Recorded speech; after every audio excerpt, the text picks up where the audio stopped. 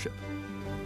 It's hard to recall just how unlikely a candidate he seemed when he entered public life in the 1960s. Prime Minister Lester Pearson was desperate for new Quebec candidates during the federal election campaign in 1965 and recruited the famous union leader Jean Marchand, the eminent newspaper editor Gérard Pelletier, and the provocative intellectual Pierre Trudeau, who had never held a steady job. And I hope I will get the heck out of there if I can't do a good job. They were nicknamed the Three Wise Men. And that was a big news during the campaign of '65. At the time, Jacques Chrétien was already a Liberal MP and parliamentary secretary to Lester Pearson. Mike Pearson asked me about it, and I was campaigning with him in Algoma, and he let me know that if these three guys comes, you know, it might delay your entry into the cabinet. And I said, if you have better guys than I, what can I say? You know, you have to do what you have to do. But I said the problem is I think that Marchand will be great, and Pelletier is a great intellectual, but Trudeau is extremely provocative. It's going to be very difficult to get him elected. Pierre Trudeau's reputation as a radical had been established during the many strikes in Quebec during the 1950s. As Jean Marchand led the strikers, the lawyer Trudeau, here in Bermuda shorts, tagged along behind. He was often regarded as a wealthy dilettante with a penchant for inflammatory rhetoric. This is a fight for recognition. This isn't a fight for certain advantages. And I think trade union people throughout the province should rise in arms and not in arms, should lay down their tools and show their economic force. Within a few years, Trudeau was being sworn in as the federal Minister of Justice under Prime Minister Pearson. This is the day that Trudeau and I were admitted into the cabinet. Trudeau became the Minister of Justice, Turner became the Registrar General, and I became a Minister of State attached to Finance. And you knew it was 4 prime ministers there, probably? No, none of us. At that time, everybody expected John to be the next one. Oh, yes? Trudeau was not seen at that moment to be a future Prime Minister, not at all. What was your first impression of him? Were you of Trudeau? Did you like Trudeau when you were you suspicious or? No, I like him, but I never thought he would be elected. Oh yeah. I don't know. He had a problem to find a writing. The people don't remember that. He got selected, more or less imposed in Mont-Royal, because Trudeau was the most very controversial guy, be on TV all the time and speaking up his mind. You thought he was kind of too intellectual, or? No, he was not a political type at all. When he became the leader, you know, I remember some intellectuals in Quebec said that Pierre Trudeau be the Prime Minister. It's unbelievable.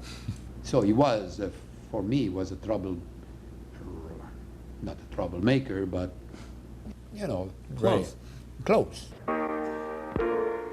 Trudeau was elected easily in 1965, but in the English Montreal riding of Mount Royal, he was already on a collision course with Quebec nationalists and campaigning forcefully against the idea of Quebec separation.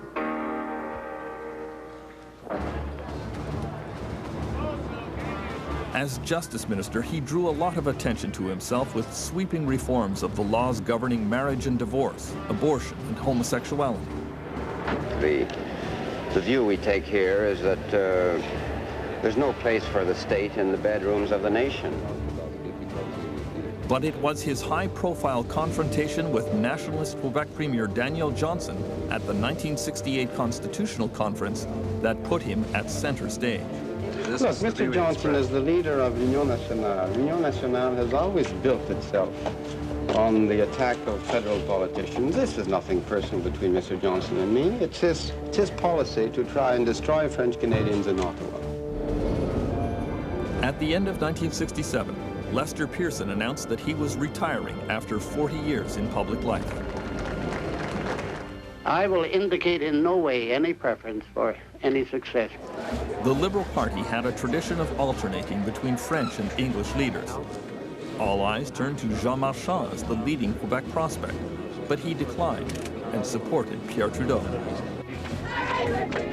Trudeau had decided to campaign on his favorite slogan, La raison avant la passion, reason before passion. But he found that his candidacy was being pulled in a different direction. He became the object of a kind of delirious hysteria that came to be known as Trudeau mania. I can't remember if what you call Trudeau-mania began. I don't think it began until I threw my hat in the ring, and I certainly didn't suspect it would come.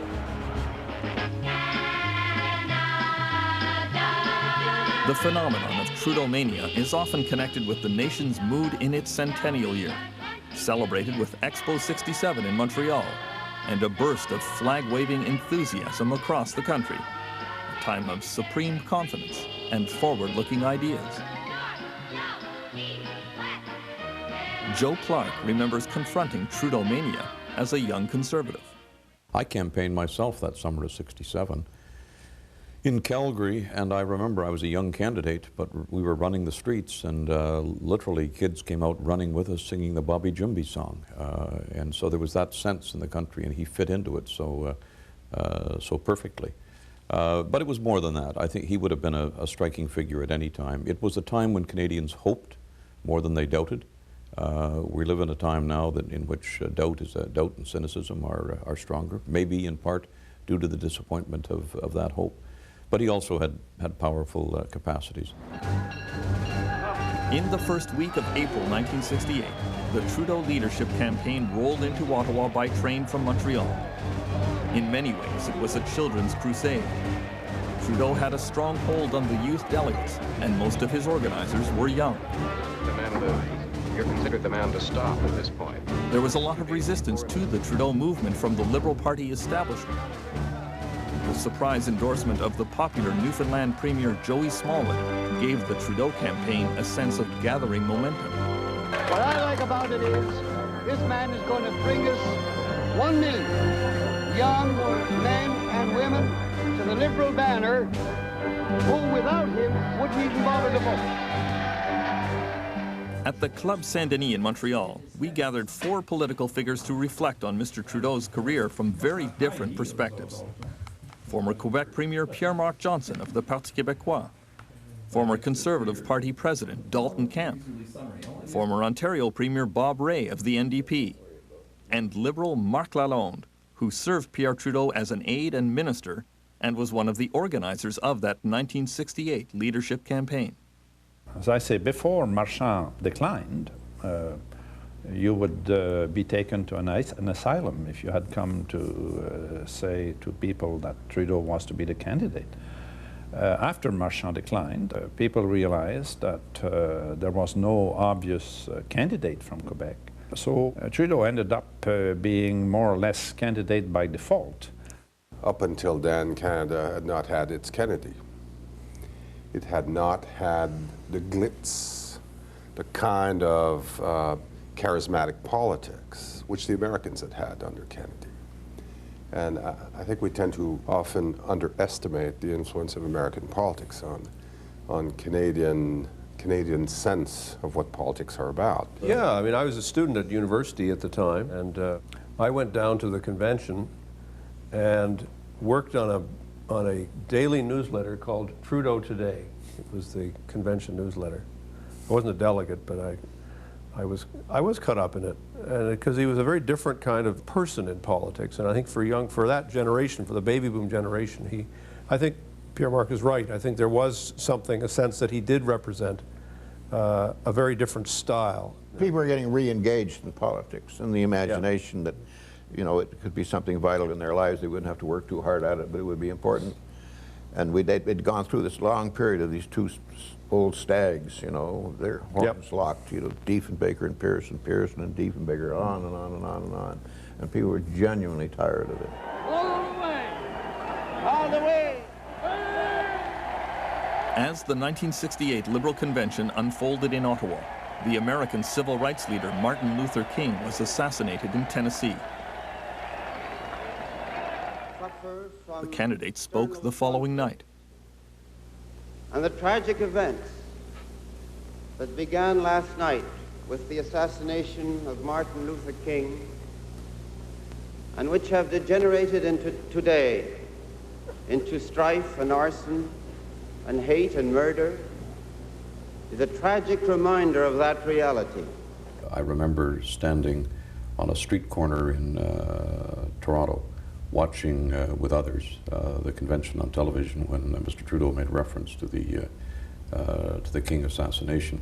And he had that sense of public mood. I don't know that I've ever seen anyone in Canadian public life who had that sense more precisely than he did. And sitting there as a 20-year-old, he was the only one who understood that we were part of there was a context to this thing that went beyond, you know, fellow delegates and liberals and da-da-da, you know, the old kind of, you know, let's get the old war horses pumped up and let's do another one for the party. He was, I mean, I don't think it was feigned or anything. He just, you know. Connected to the outside Yes, world. this is a connection. I mean, But that's where he was. That's right. But that's what people wanted. That's what people were looking for. They weren't looking for a traditional horse. He knew more about Algeria than he knew about Prince Edward Island. But they still got elected in Prince Edward Island.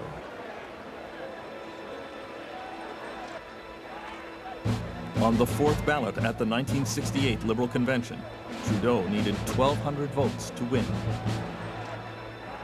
Here, E. Trudeau, 1203.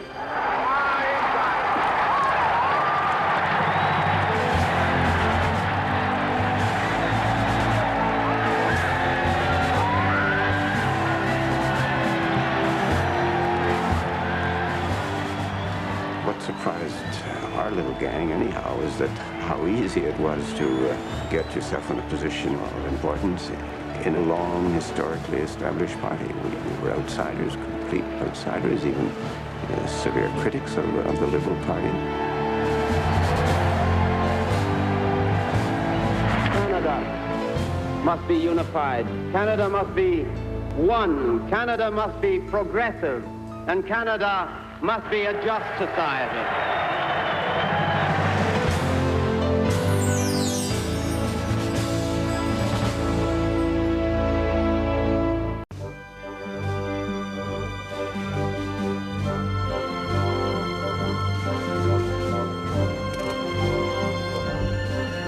In 1968, just 3 days after taking over from Lester Pearson as Prime Minister, Pierre Trudeau called for a general election.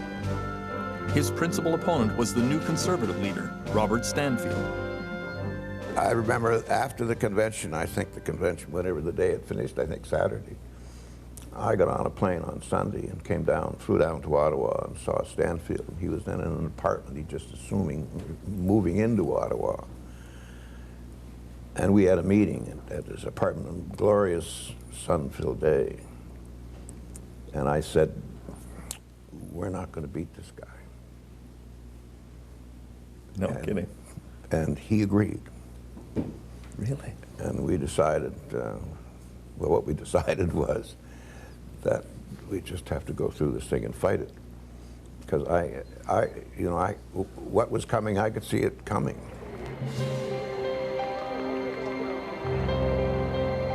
The 1968 campaign was less an electoral battle than a coronation. Trudeau mania was at its peak, but the hysteria began to make him nervous. It was at the same time a lot of fun to see a lot of happy people and smiling people want to shake your hands and mingle with you and so on.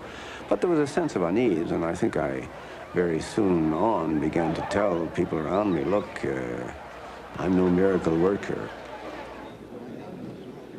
In comparison to Trudeau, Robert Stanfield appeared somewhat stiff and staid.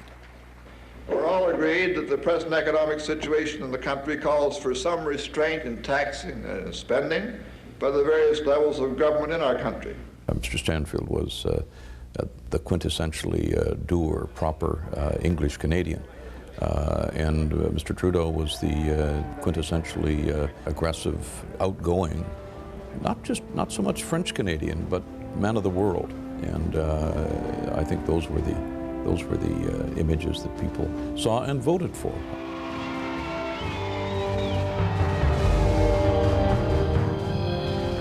In English Canada, Trudeau was widely seen as someone who was going to put Quebec in its place.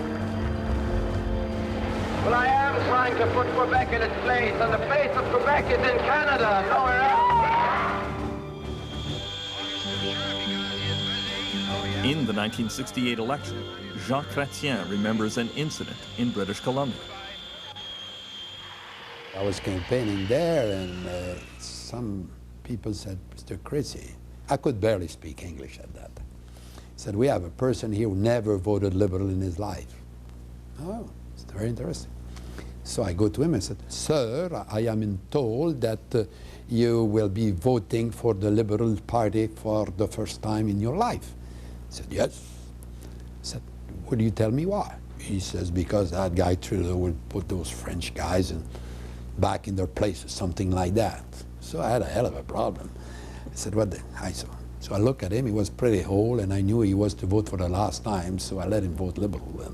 In 7 years, they haven't managed to tell us what they mean by two nations. What do you mean by two nations? What do you mean by special status to Quebec? Was it a great advantage for Mr. Trudeau to be seen in English Canada as someone who was going to put Quebec in its place?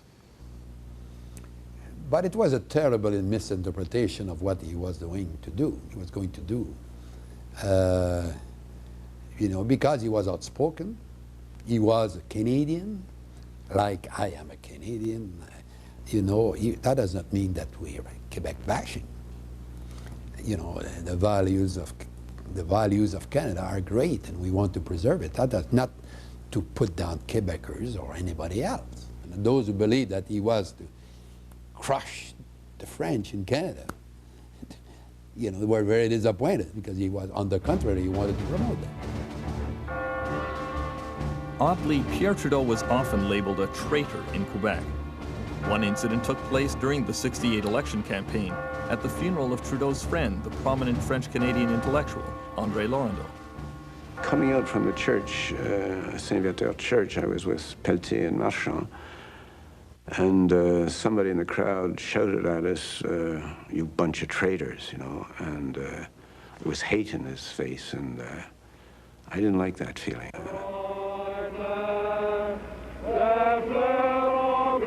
In a sense, there is this xenophobic feeling, I guess. Is he really one of us if he's going to work with those Anglos? And if he's accepted as he is by those Anglos, it must be because in some way he's selling us out to them. He incarnated for nationalists the refusal of the nationalist logic. It's as simple as that.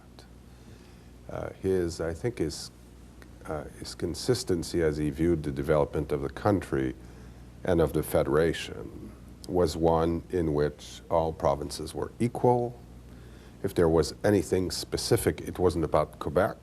What Trudeau was objecting to was not the fact that Quebec was different from other provinces, but the fact that because it was sociologically different, it should have special powers. The government of Quebec should have special powers that other governments in the Federation would not have. He would put Quebec at its place, and nationalists didn't like that. It was not that Trudeau was somehow anti-Francophone. I don't think anybody was less anti-Francophone than him. He was very committed he was anti-government of Quebec. Yeah, well, he was anti-special status, or whatever you call it. And that was quite clear, and he did it consistently. But to put it in a nutshell, he saw the future of French Canada and Quebec essentially in federal institutions.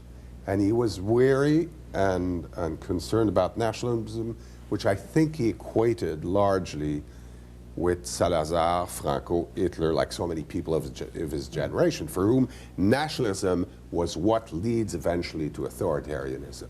The federal election, 1968. Here is Norman Defoe.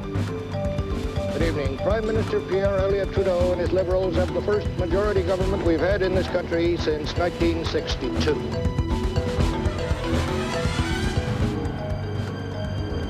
After winning the 1968 election, the first priority for Trudeau and his new team was to make French Canadians feel more at home with the federal government. A new Official Languages Act would shake up the long-time English domination of Ottawa. The strongest point of the separatist feeling, and even of the nationalist ethic, is that this is an unjust country. We can't even speak our own language. We go to Ottawa, we met at the door of Parliament, we want to see our Member of Parliament. We can't speak to a policeman or to a porter who will understand what we say. We're not at home. We elect people to Ottawa, but we can't reach them. We pay taxes to Ottawa, but we can't be in our own language. We go to the courts and we can't be heard in our own language, and so on. So everything that was federal, we said we would make bilingual. Thousands of federal civil servants were dragooned into language lessons with doubtful results.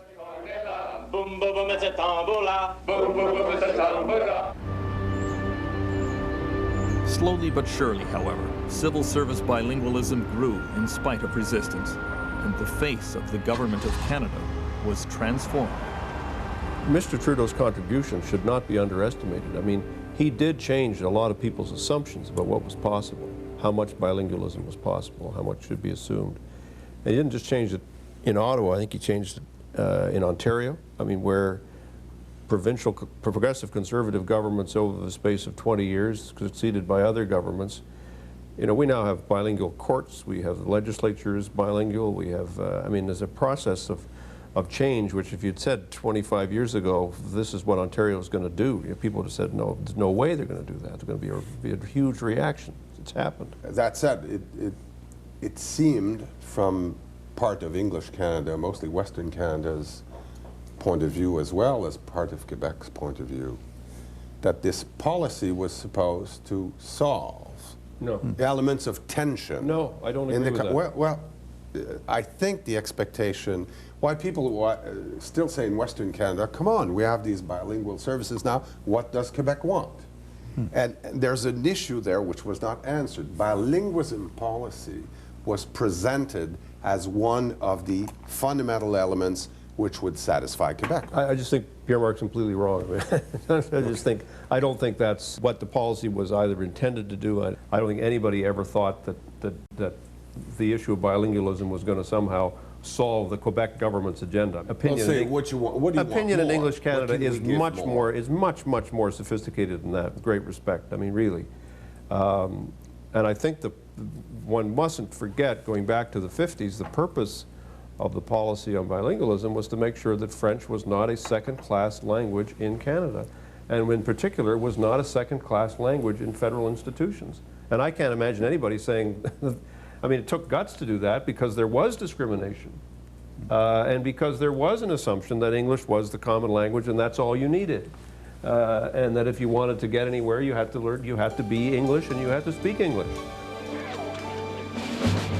Many see the Trudeau bilingualism policy as a key achievement.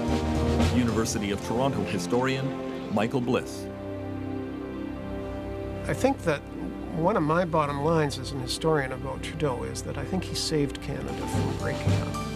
I think that the Trudeau deal, which was I come to power, the country gets bilingualism, was the essential deal for holding Canada together at that time.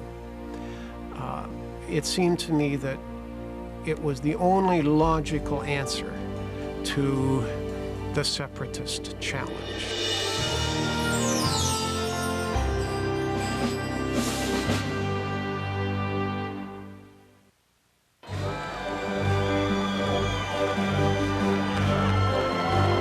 From the time he entered Parliament in 1965 until about the end of his first year in power, Pierre Trudeau lived through a kind of honeymoon.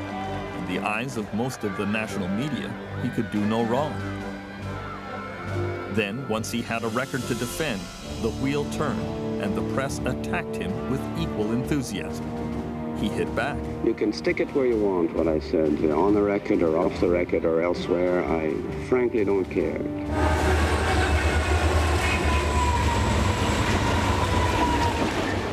The new Prime Minister had predicted to his staff that Trudeau-mania could easily turn to Trudeauphobia. But of course, after he became Prime Minister, that type of popularity cannot be sustained. And in fact, there's a danger in that, because expectations become too big, and that's created disappointment. So for me, I love to be the underdog. You know, I always try to be underestimated. I haven't heard a sensible answer, but... There was something about Pierre Trudeau's personality that aggravated many Canadians, especially in the western provinces. He doesn't mind being vulgar, but he doesn't want to do it over the microphone. Out here, the Just Society platform was not a big seller. In 1969, Western grain farmers mounted a giant protest against the Quebecer Trudeau and pelted him with wheat. Don't bring signs saying that Trudeau is a thief, and don't bring signs saying that I hustle women, because I won't talk to you. Former Alberta Premier Peter Lougheed. Well, it wasn't so much attitude. He didn't have a good feel for the West.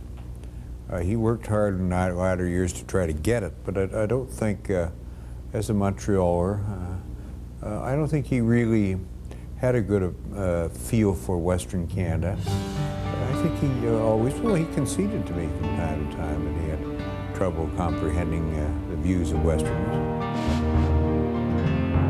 He said to me once, I've done what I can about Quebec. Someone else will have to deal with the West. And I thought that was an implication that he didn't feel, I'm choosing my words, didn't feel he had the understanding of the West that he felt he had of Quebec.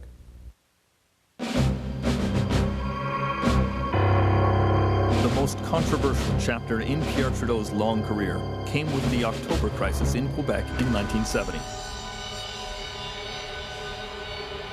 After a handful of separatist terrorists from the FLQ, the Front de Libération du Québec, kidnapped first the British Trade Commissioner, James Cross, and then the Quebec Labour Minister, Pierre Laporte. Mr. Trudeau sent the army into Quebec and invoked the War Measures Act. These are strong powers, and I find them as distasteful as I am sure you do. Civil liberties were suspended. Hundreds of people were dragged out of bed in the middle of the night and carried off to jail.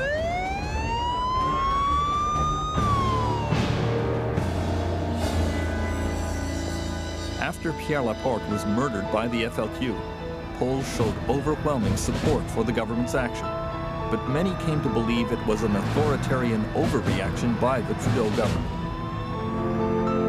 Conservative leader Robert Stanfield publicly supported Trudeau at the time, but later regretted his decision. Stanfield said to me that it was the most difficult and regrettable decision he ever had to make in his political career when he had to support it. Otherwise, his whole caucus would have abandoned him. And of course, he looked at the polls, and it taught me a great lesson. Whenever the polls are 88% with you, you've done something wrong. And I knew, you know, the fervor and the heat and the passion that accommodated that support and what it really meant deep down, and it was not a good thing for Canada. I was arrested 4 times in 5 days because I was in black jeans and had long hair because I was 23. It was not a funny sight with people with guns in the streets, and when you look with hindsight, it was a very small group.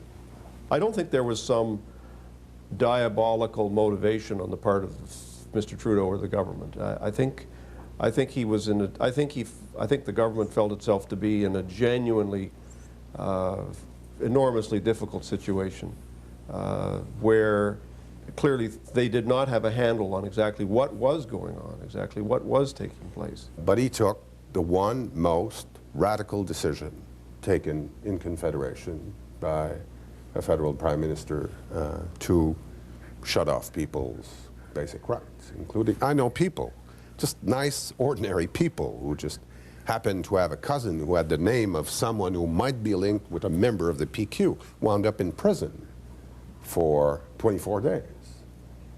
So I think we sometimes underestimate the profound wound it made in this society. And the fact for a bunch of people of my generation, it meant going from being a soft nationalist to become a sovereignist. The central historical question about the October crisis is whether the invocation of the draconian War Measures Act was justified.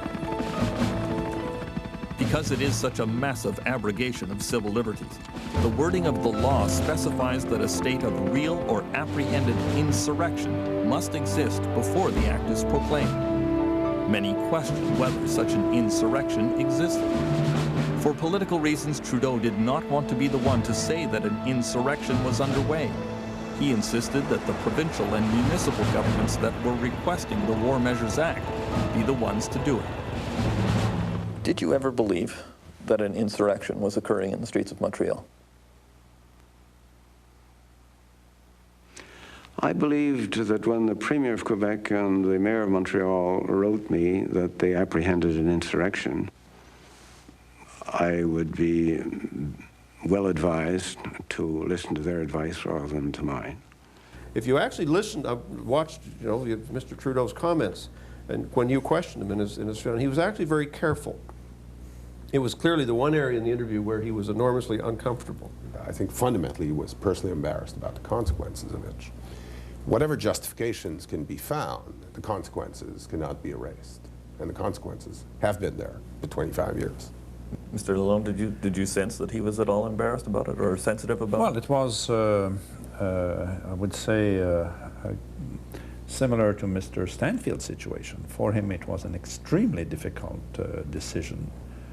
Regrettable? No, I don't think he ever regretted it. But difficult, extremely difficult. But if there was a positive impact, I think, out of it all, fact is that that was the end of the resort to violence in order to achieve political ends in this country. As a cabinet minister, Jean Chrétien had urged Trudeau to bring in the War Measures Act. Do you have any second thoughts or regrets about the invocation of the War Measures Act? No. No. You know, we were told by the Premier of Quebec and by the Mayor of Montreal that they had lost control, and we had no other instrument.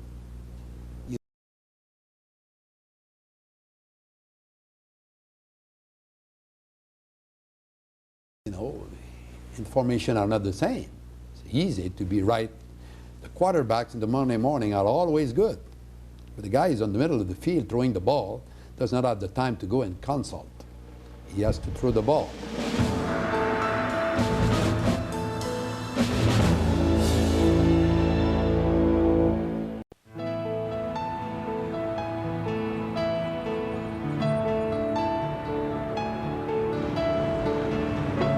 Among those who would most anxiously await a public appearance by Pierre Trudeau were still photographers.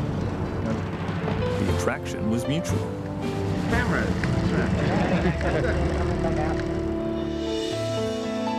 Trudeau was never shy about performing for photographers, like Maclean's photo editor, Peter Bray. He was a gift. He was a real bonus. As a news photographer, I had a great time. He was spontaneous. He would just out of the blue, something would happen. And it's one thing you could expect from Trudeau was the unexpected. Watching this guy play at work was just marvelous. And I always had the camera ready because I knew something will happen. We were up in the Arctic on one trip up in the South Nahanni River, and we stopped overnight in a little island. Somebody pulled out a Frisbee, and he starts toying with the Frisbee, and he's pitching it around. And he's 50 years old, and I'm quite amazed. I said, "You're pretty agile. What else do you do?" So he said, "Oh, I exercise, and, watch this." And he gets down, he does a one-handed push-up. And, I never saw that before. And then he starts doing this yoga position where he's holding himself horizontal off the ground. For me, I had never seen anything like this before. And I was quite amazed with this guy's physical feat. But that's what he was like. He loved to get into everything. Wearing hats was something. I think I photographed him with at least 15, 20 different hats over the 18 years, 16 years. If somebody gave him a hat, hey, why not? Somebody handed him a whip, bingo, he'd like to see if he was good at it.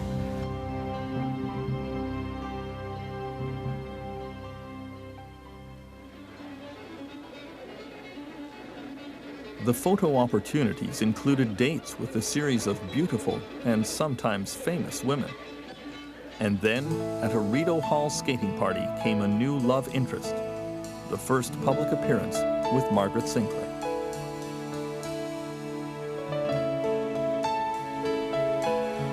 His surprise marriage to Margaret in 1971 stunned the country. The press corps trudged after Trudeau on his honeymoon to see if he would sound very different as a married man. He didn't.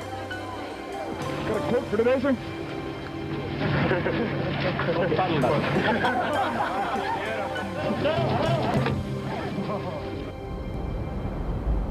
In his first term, Pierre Trudeau wanted to govern Canada in a new way. His motto was reason over passion. His approach was highly academic, intellectual, and he surrounded himself with like-minded, elitist thinkers. So we spent a lot of time looking at flow charts and graphs and plotting our courses and everything else. We even did that during the FLQ crisis, trying to see what the next move of the terrorists would be and how we would counter it and what you did with the media and the police and the army and everything else. I suppose an experienced politician would have looked at disgust with some of that, but I wasn't an experienced politician. In 1972, the would-be philosopher King called an election. He said he wasn't going to fight the opposition. He would merely commune with the electorate.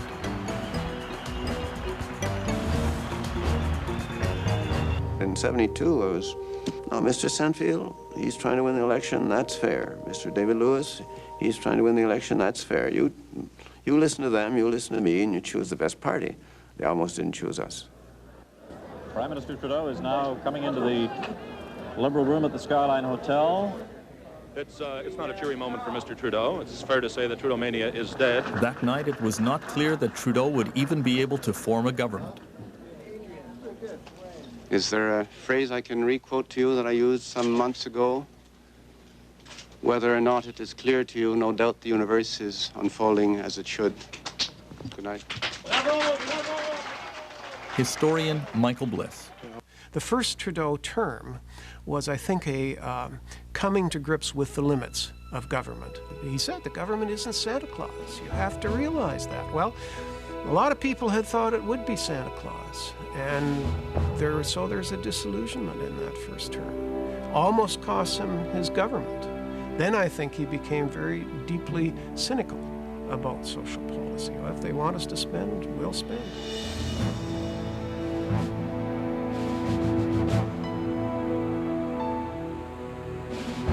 All the spending programs of the Trudeau minority government from 1972 to 74 put a severe dent in the national treasury.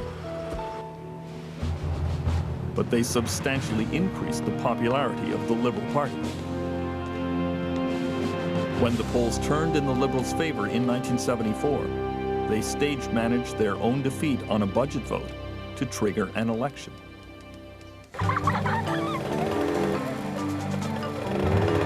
The Pierre Trudeau of the 1974 campaign was very different from the 1972 version.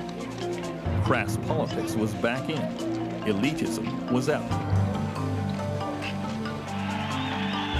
The major issue of the 1974 campaign became Robert Stanfield's proposal for wage and price controls to fight inflation. That's the main purpose of our short-term freeze of prices and incomes for a period of 90 days. He made the mistake that, I suppose, in military terms, you say when the enemy puts the army in the field, then you can snipe at it from everywhere. Price and wage controls are really only a proven disaster which are looking for another place to happen. And we're not going to let it happen in Canada. Trudeau won a smashing victory in the 1974 election.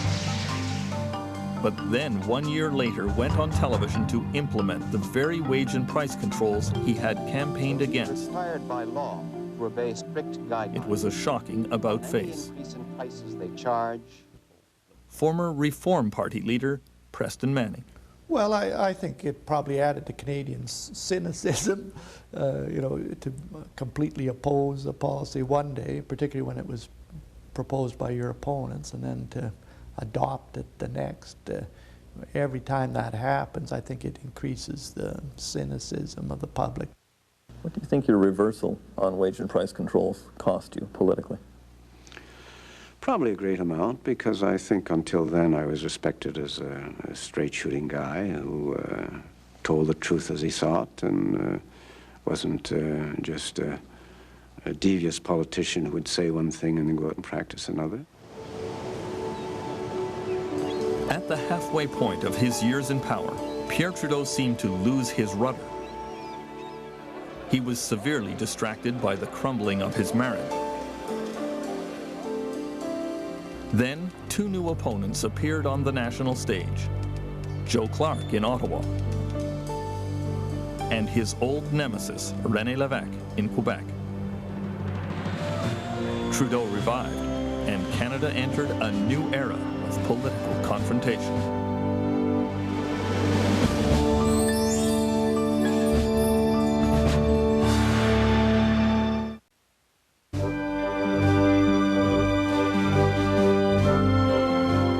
In 1976, Pierre Trudeau had a new opponent in the House of Commons. Not wishing to compete with the Prime Minister for blandness.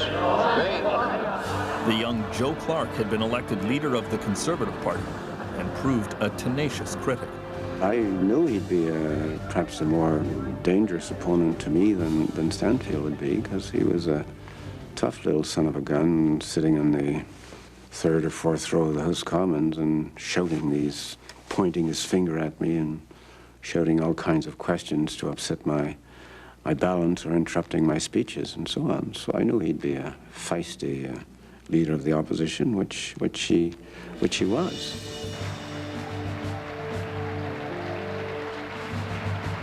He was a powerful person to confront.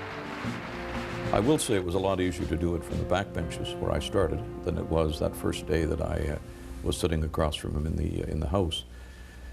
And I got over that because he was always tough, but I won my share of the exchanges. You live on a local scale. Joe Clark saw a Canada that was less centralized than the Trudeau vision. We are fundamentally a community of communities. The pendulum will keep swinging until we end up with a community of communities, or a federation of confederation of shopping centers, or whatever it is, and that's not my view of Canada. 1976 also brought the election of the separatist Parti Québécois in Quebec and Trudeau's arch-rival, René Lévesque, as premier. Trudeau responded to the national unity crisis with a new round of constitutional negotiations, but found that René Lévesque was effective in rallying the other premiers to support him. Federal provincial first ministers' meetings became a fixture on television. Television, of course, magnified it and made it important. And so it became, cockfighting territory, and Trudeau happened to be a very good cockfighter, and he was very good at confrontation, and we used to watch that stuff, and I just as an average Canadian, and wait for that one moment when he and Lévesque would collide. And that was what made it all worth waiting for. and it was theater. If we're bargaining, what more did you want from us? We haven't agreed on everything, but at some point, you should say, okay, they've showed at least, and I'm prepared to stand by what I've said now. I don't know how long I'll be in this chair. Hey, you haven't delivered anything to me. That's right. You haven't delivered anything. No. I haven't asked for anything yet. I've got a second list, like René Lévesque has. By 1979, Lévesque was clearly confident that the Prime Minister was on the way out. A federal election was called for May. Trudeau had run out of time. He had to call an election even though his personal popularity had dropped along with the economic record of his government. There was even anger over a swimming pool built for him by private donors at 24 Sussex Drive, at a time when many Canadians were suffering financially. He decided to campaign on the Constitution, but the bloom was off the rose.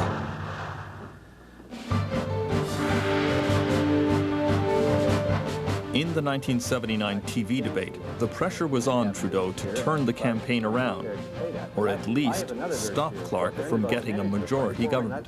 You don't remember what you even decided in Certainly, Kingston? the question of equalization, a number of them we could go through. Equalization? That's not Mr. King really the started it. Mr. Saint Laurent continued it.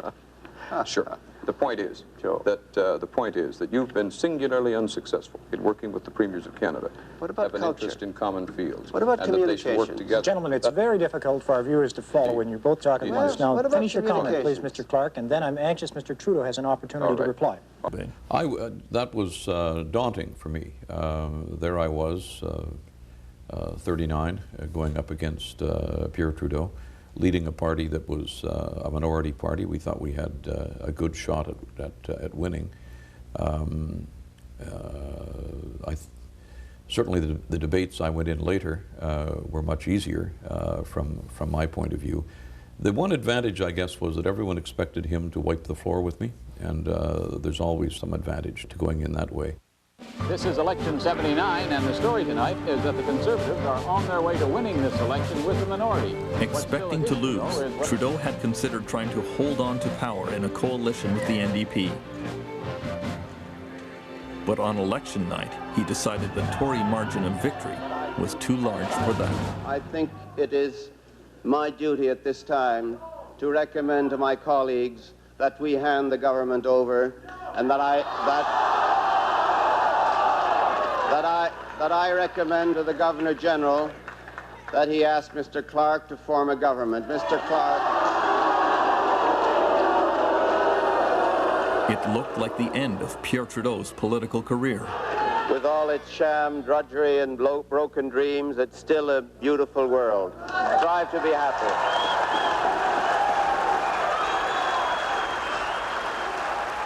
Shortly after the election, Mr. Trudeau paid a courtesy visit to Joe Clark's office. It was a very cordial but also very helpful meeting. He told me practical things about being Prime Minister. We talked about things like some of the public servants one could count on, some of the people who would give you straight advice, some of the perils of the office, the people whose views change once they go through those doors, and how you have to be careful about that. It was a very practical, brief primer on being Prime Minister from a man who'd just been one. He wasn't burdened by regret. He'd fought a fight, he'd lost it. He was on his way to get his sports car out of the garage and go off to another life. On June 4th, 1979, at Rideau Hall, Trudeau turned over the government to Joe Clark. Tell us how you feel leaving office. Feel free. And I think I must have, at the time, put on a pretty brave front. That, well, this is a defeat, but we'll be back. In opposition, Trudeau got to spend a lot more time with his children and gained a better sense of the personal toll on family life that politics demands. He became less and less willing to pay it. On November 20th, 1979, he decided to bring his political career to an end. There's no easy way or ideal time to leave, and there are always strong public and private reasons, both for going and for staying on. Joe Clark's Conservative government was rid of its most potent enemy, but moved dramatically to bring him back.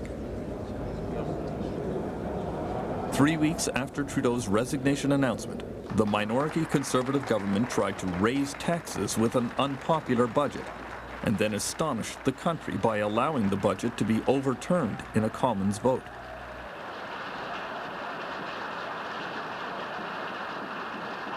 Yeas pour 139, 139. Nays contre 133, 133. Speaker, I rise on a point of order.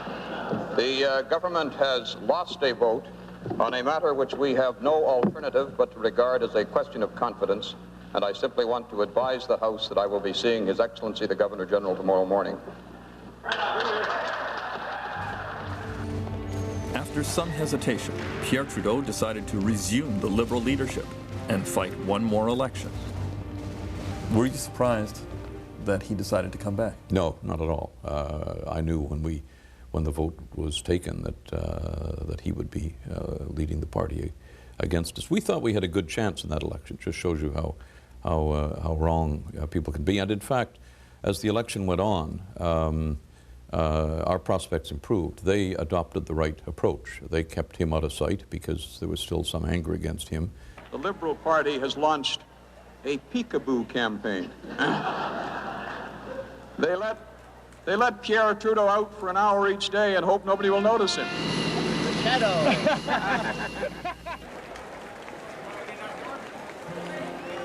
The 1980 campaign was a breeze for the Liberals. Trudeau was back in power with a majority government and, like Scrooge on Christmas morning, was delighted with his second chance. Fate had given him an opportunity to rewrite the ending of his career, and he was anxious to make the most of it. Well, welcome to the 1980s.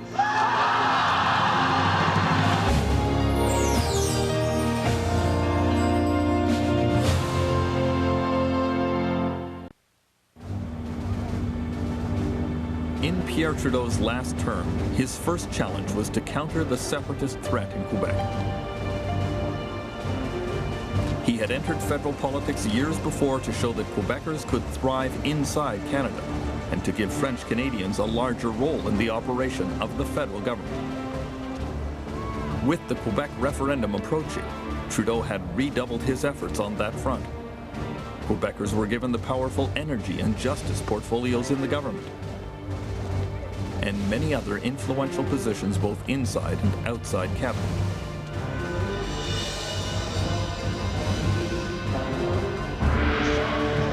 Trudeau's nemesis, the separatist Quebec Premier René Lévesque, called his independence referendum in the spring of 1980, and his Parti Québécois forces surged ahead in the polls. At rallies around the province, thousands were converting to the separatist cause, while the Federalist campaign under Quebec Liberal leader Claude Ryan appeared stuck in low gear.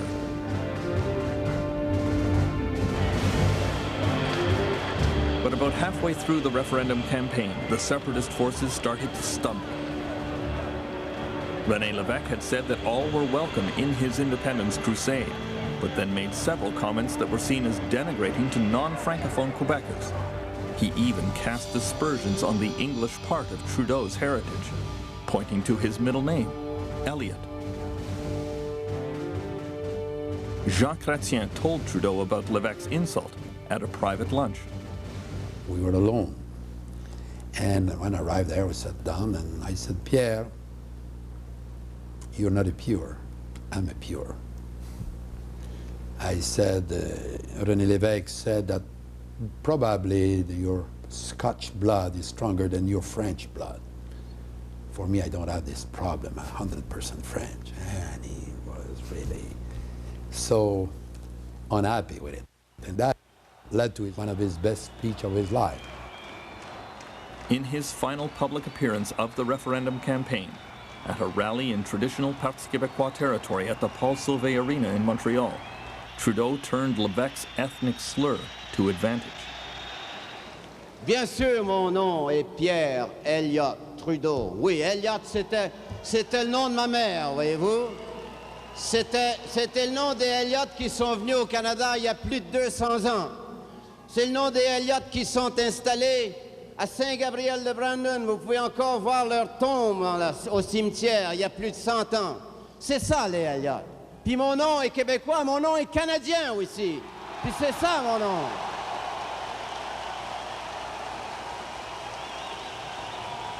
I felt that we were going to win.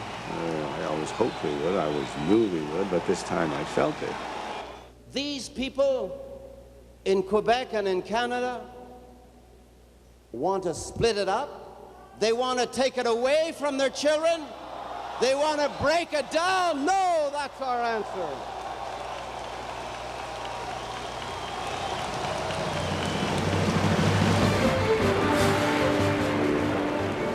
Federalism has carried the day. It's a stunning defeat for René Lévesque and his step-by-step approach to gaining sovereignty in Quebec.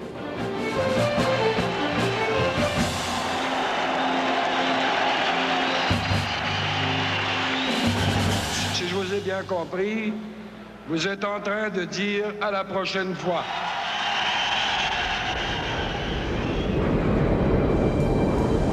In 1980, shortly after the Trudeau government won its battle in Quebec, it faced trouble on another front. Now, Albertans were feeling alienated and angry. The reason was Trudeau's new national energy program.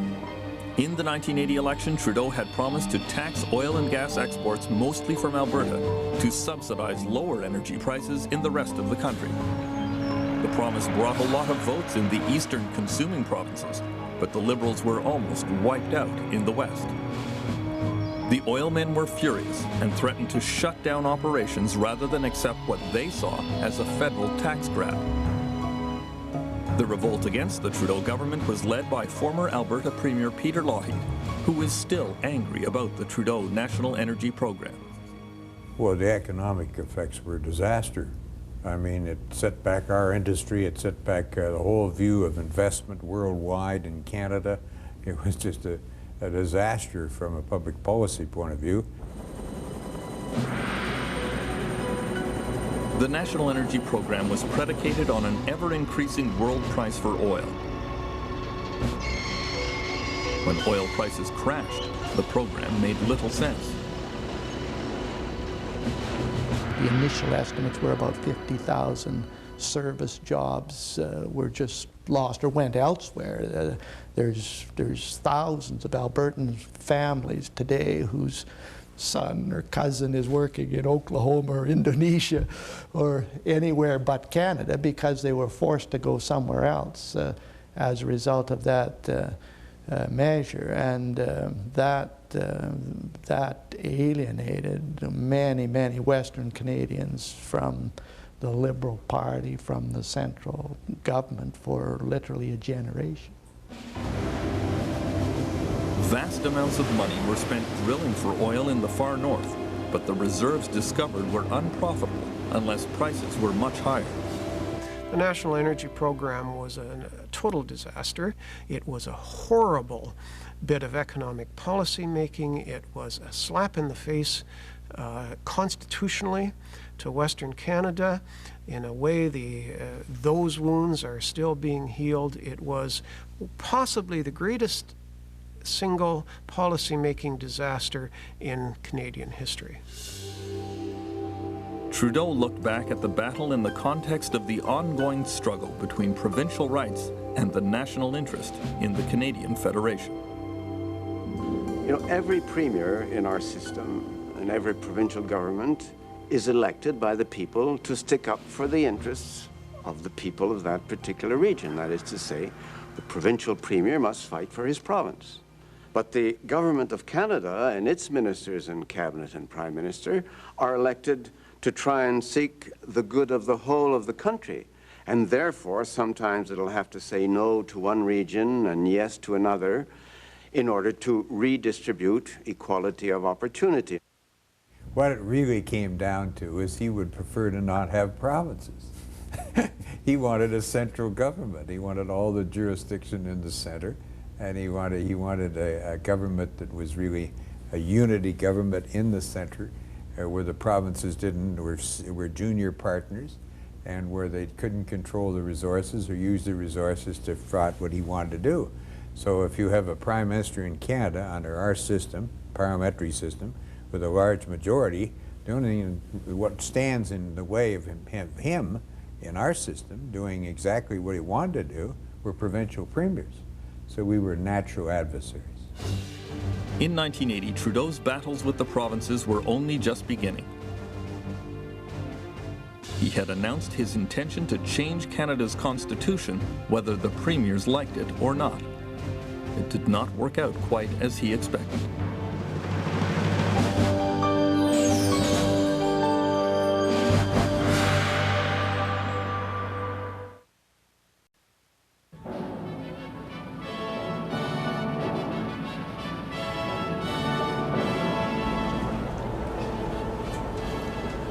Many believe Pierre Trudeau's crowning achievement was the 1982 patriation of the Constitution with a Charter of Rights.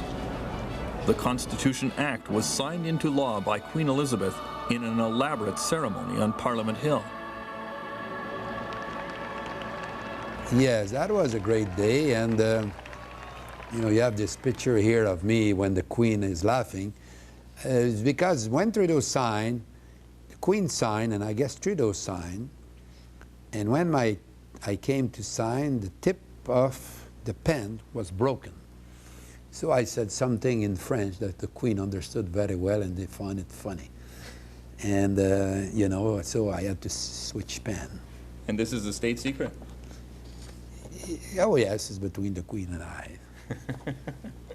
Get all people together to think through the problems of government. As a young intellectual in Quebec, Pierre Trudeau passionately advocated individual rights and denounced what he saw as the authoritarian excesses of the nationalist government of Maurice Duplessis, a government which arbitrarily passed laws to take away people's rights for political or religious reasons.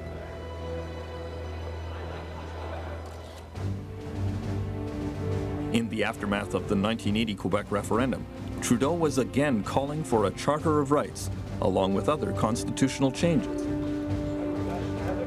But René Lévesque and 7 other premiers formed an alliance to try and stop him. The federal-provincial negotiations came to a climax at the November 1981 First Ministers' meeting. In a maneuver designed to break the Quebec Premier away from his allies, Trudeau issued a surprise challenge to René Lévesque to hold a national referendum on the Charter of Rights. Mr. Lévesque took the bait. So we have a new alliance between the Quebec government and the Canadian government. And the cat is among the pigeons. Alberta Premier Peter Lougheed and Lévesque's other allies were extremely unhappy that he had departed from the Common Front strategy without consulting them. Then Justice Minister Jean Chrétien quietly worked out a compromise deal where Trudeau would get his Charter of Rights if the provinces could sometimes override it. In a frantic night of negotiating in Ottawa, 8 provinces signed on to the compromise deal. The Quebec delegation was staying across the river in Hull and was not involved in the deal-making. Lévesque discovered the surprise agreement the next morning and was bitter that he had been abandoned by his allies. He felt that he had been stabbed in the back. I guess I felt that we had bested Lévesque, that he had spoilt his own strategy. What they did this morning is beyond description. I'm sorry.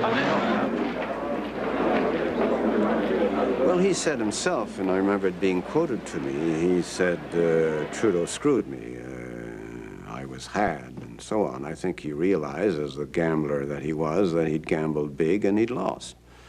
After that, we were going to invent myths about how they'd been left out during a night of the long knives. But what happened, in fact, is that I was dealing with 10 provinces, 9 of which were prepared to gamble and compromise, and the other was prepared to gamble but not to lose.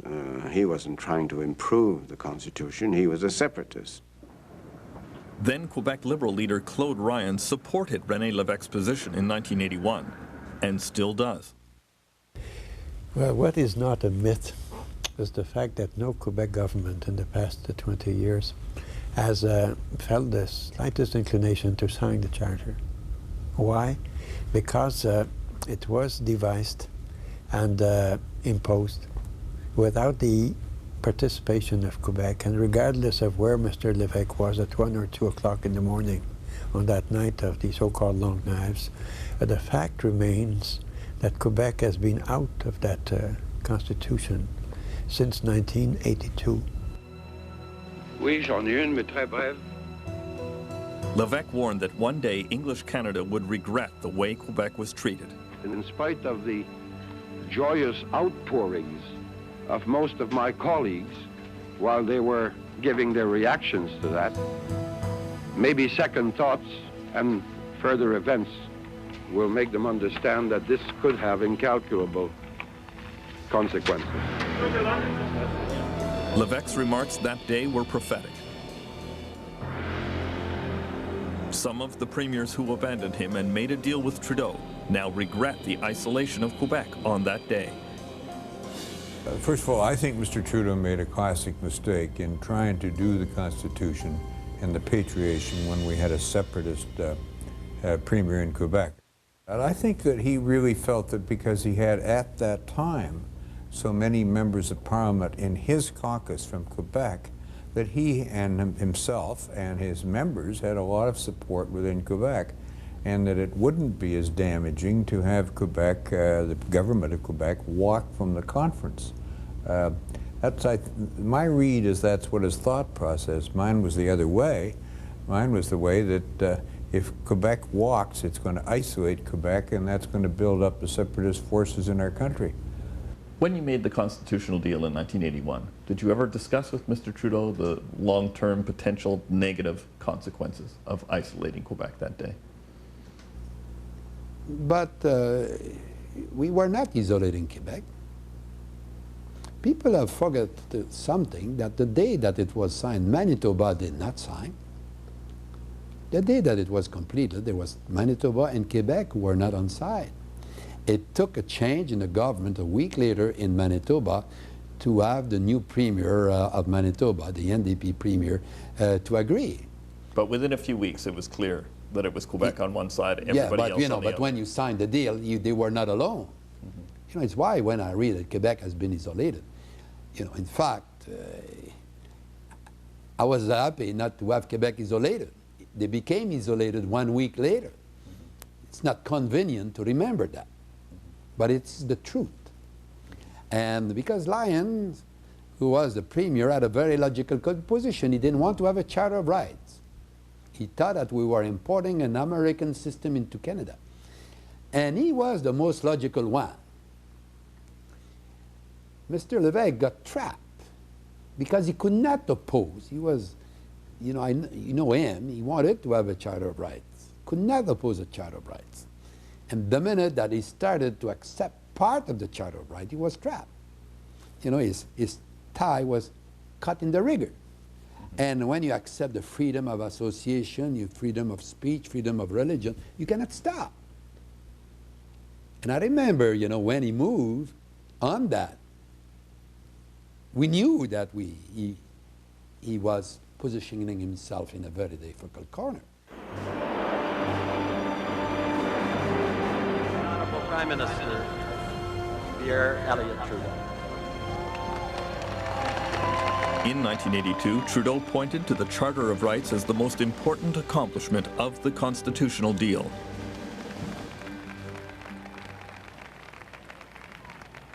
We now have a charter which defines the kind of country in which we wish to live and guarantees the basic rights and freedom which each of us shall enjoy as a citizen of Canada.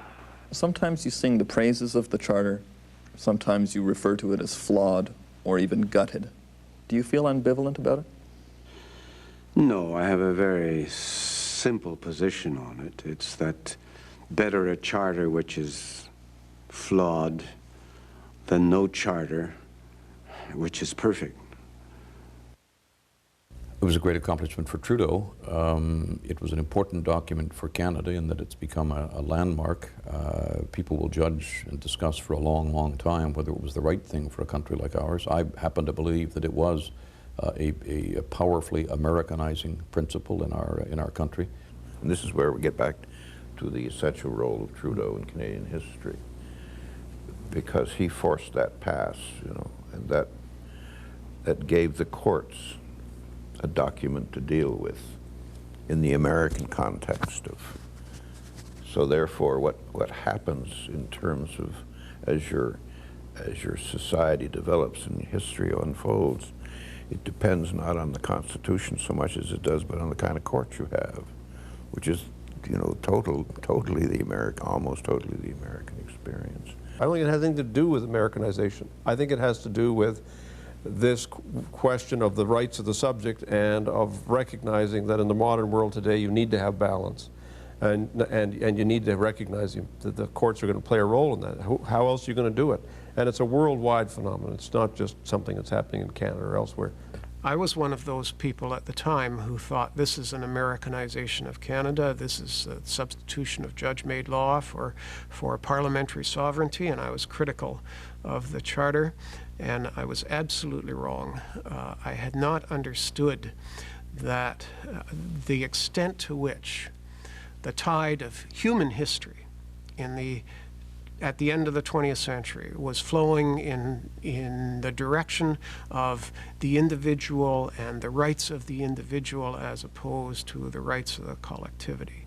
The Canadian Charter of Rights, I think, was Pierre Trudeau's greatest achievement. It was very much a personal achievement, and to me is the single most important piece of evidence justifying the notion that Pierre Trudeau was, in fact, a great and visionary Prime Minister.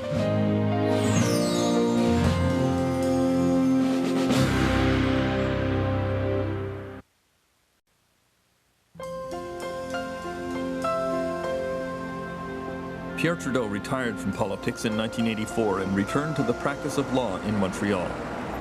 Some historians have been quite kind to him, giving him credit for his role in the battle against separatism in Quebec and the advances Canada made in the areas of linguistic policy and social policy.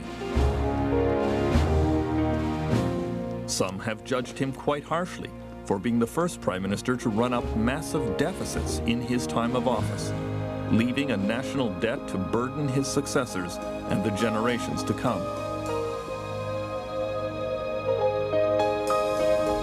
Mr. Trudeau met with historian Michael Bliss in 1992. When you went out of office, the deficit was over $34 billion a year, and there was a sense that most of our economic problems were had probably gotten worse in the past 15 years. And this is where Trudeau was very good on Constitution, Trudeau was very good on official languages, but the Trudeau governments didn't know how to run the Canadian economy.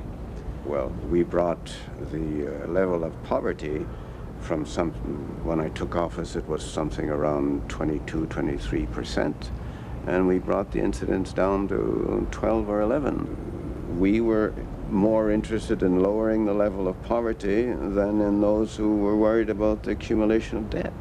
In the report card on Trudeau governments, the domestic economic and social policy, he gets very low grades for. But again, he was, I think, much more a child of his time and the people around him. And in my view, his great achievements are exactly in the areas that he went to Ottawa to do great things in, and these have to do with national unity and the Constitution. Of course, Trudeau is remembered not just for the constitutional deal that he authored, but for the subsequent proposed reforms that he helped demolish, the Meech Lake and Charlottetown Accords. I, for one, will be convinced that the Canada we know and love will be gone forever. But then, Thucydides wrote that Themistocle's greatness lay in that he realized that Athens wasn't immortal. I think we have to realize that Canada is not immortal. But if it's going to go, let it go with a bang rather than with a whimper.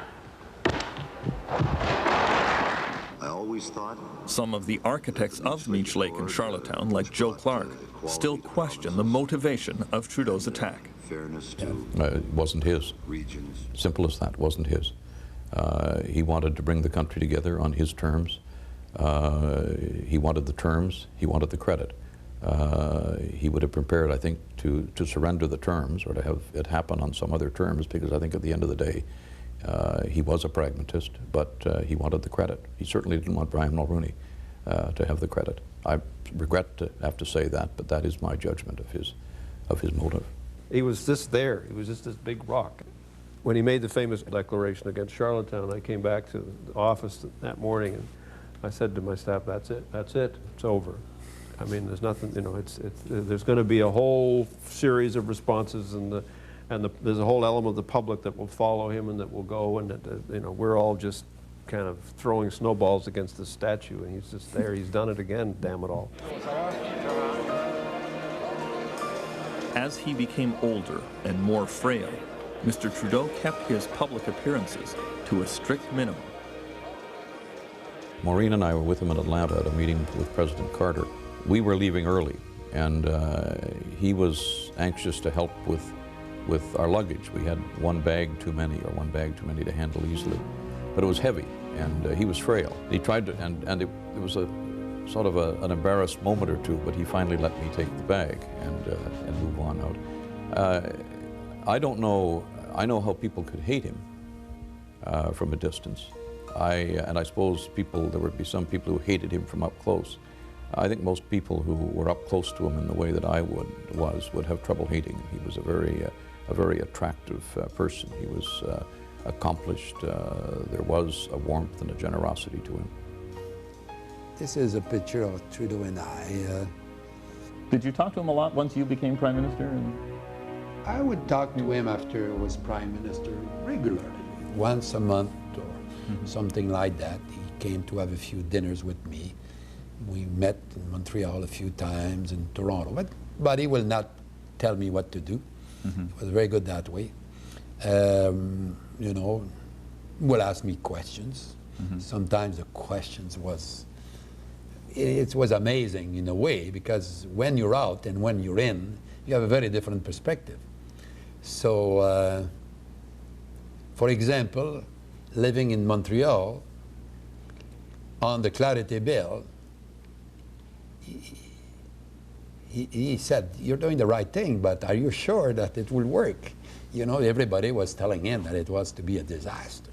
You're going to wake the giant. Oh, yes. And I said, "Pierre, if I miss, I'll go and practice law with you, don't worry."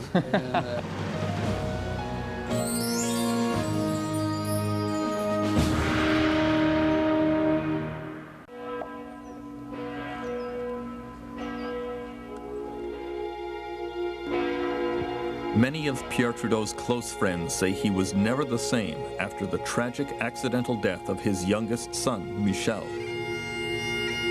They were not surprised that his own illness progressed so quickly. Jean Chrétien last met with him a few months before his death. He was not the same guy, so you know when somebody, sometimes, you know, he's not to fight anymore. He was not fighting anymore. And now we know he had a cancer, so knowing him, he must have accepted that reality. And he was a very religious person. So he said, "God has decided that my time is up."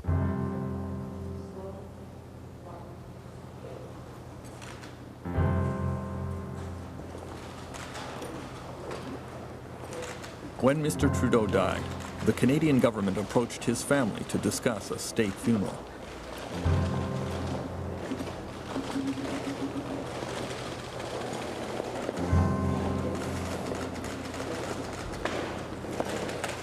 When his son Sacha was told of the plan to bring the former Prime Minister's body to lie in state for 2 days in the Hall of Honor on Parliament Hill, he was reluctant. He said, "What if nobody shows up?"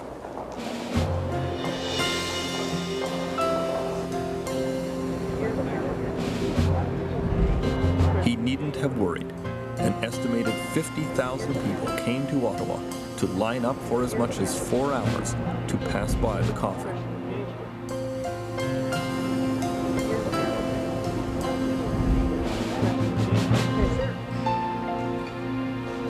The first to pay her respects on behalf of the people of Canada was Governor-General Adrienne Clarkson.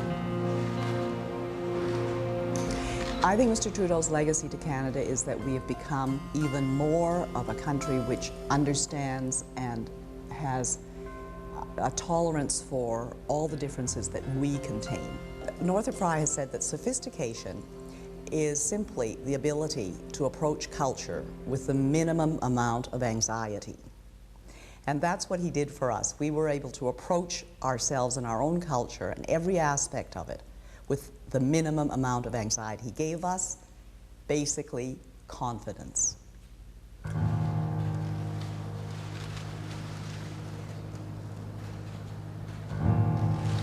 you know, he was a new man for a new era and a new style.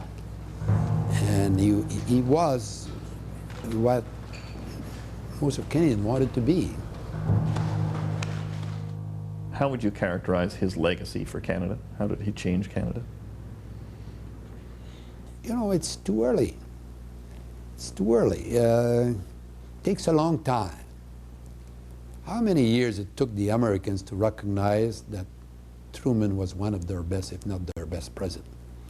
Takes years.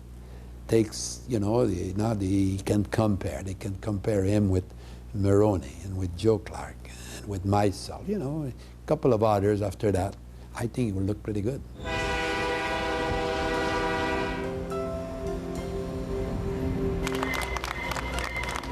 As Mr. Trudeau's body was taken home to Montreal by train, thousands of Canadians came out to line the tracks. Some wept, some cheered and reached out to his children. He was a great Canadian. He really accomplished a great deal for Canada. He was a leader in every sense of the word. And I admired him, and even all the people who were opposed to him or detracted from him admired his strength of will, his strength of character.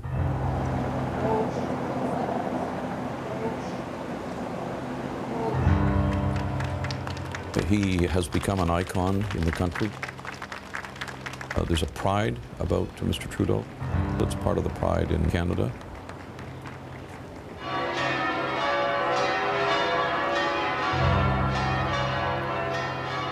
He moved people. He is seen as a figure who counted.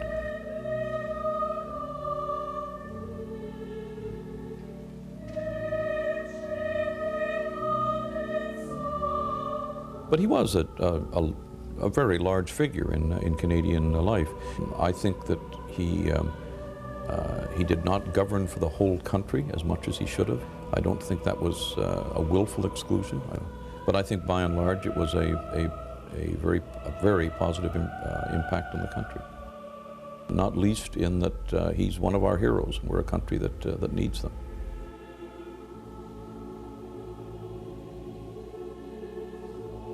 He was, in my view, the most fascinating leader of any Western democracy in the latter half of the 20th century.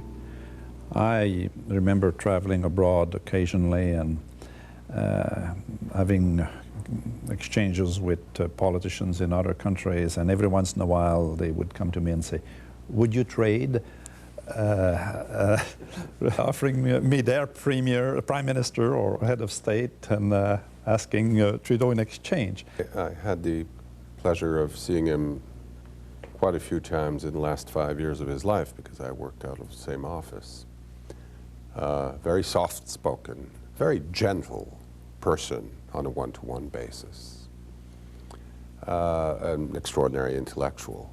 But he left a very deep, open wound about Quebec. What do you feel about, did he leave the country more united than he found it? No. It may not be his fault, and it may not be a serious thing. The country's not united. We all have our own tensions and interests and so on, and they're in constant conflict, and I've learned to accept that in my life, and I think now we're coming to find out that we're better off if we learn to live with them rather than try and make everything perfect for everybody. He also had a capacity to persuade, which is critical for leaders to do. There are a lot of people who think that great prophets are great leaders, not always, because you've got great leaders require great followers, and he managed to sustain great loyalty from among the people who supported him. He was very loyal to them. I think if you look at the great successful political leaders of the 20th century or any century, there are people who have a vision, have a capacity to persuade, and have followers. And in his style and the way he presented himself and the country, I think he achieved greatness. Pierre Trudeau's last speech as Prime Minister was to the 1984 Liberal Convention.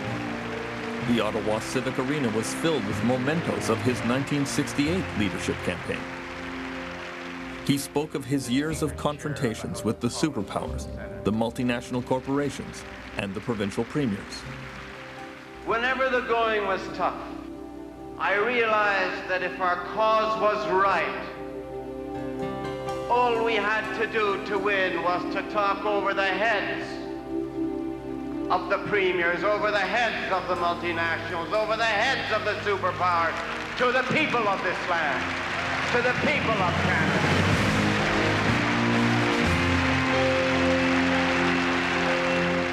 Our hopes are high. Our faith in the people is great. Our courage is strong. And our dreams for this beautiful country will never die.